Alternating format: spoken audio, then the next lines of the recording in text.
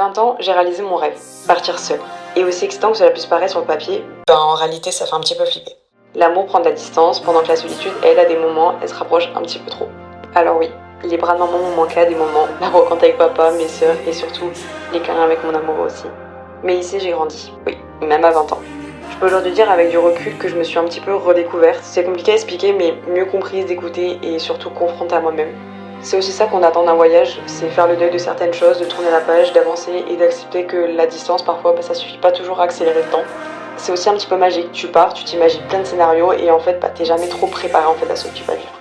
J'ai eu peur, alors je l'ai fait. Parce que si on n'essaie pas, on saura jamais.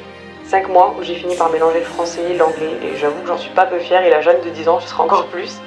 J'ai rencontré des gens qui marqueront cette aventure, tous différents, avec leur histoire, leur culture, mais qui m'ont accueilli les bras ouverts. Et peu à peu, le temps change un petit peu de rythme. On regarde plus, on observe, on apprécie. La photo, la vie, les gens, bref, les choses simples quoi. J'ai surtout recommencé à faire ce qui me plaît vraiment.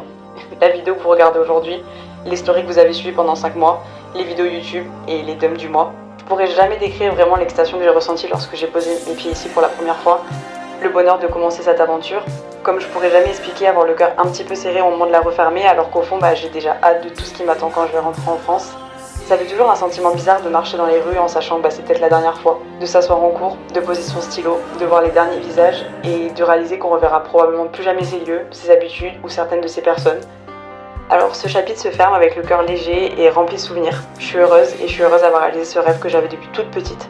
À mes copains ici, Annabelle, avec qui j'ai partagé mes meilleurs cafés, Léonie, Léna, Lénie, à mes 2 Françaises préférées qui m'ont ramené un petit peu de la douceur de mon pays, à mon Gen Z Run Club où j'ai retrouvé ma famille de sportifs le temps de quelques mois, ma coloc Chloé avec qui j'ai partagé bien plus que des McFlurry à 21h, et à Sarah, qui restera sans doute l'une de mes plus belles rencontres de cette aventure.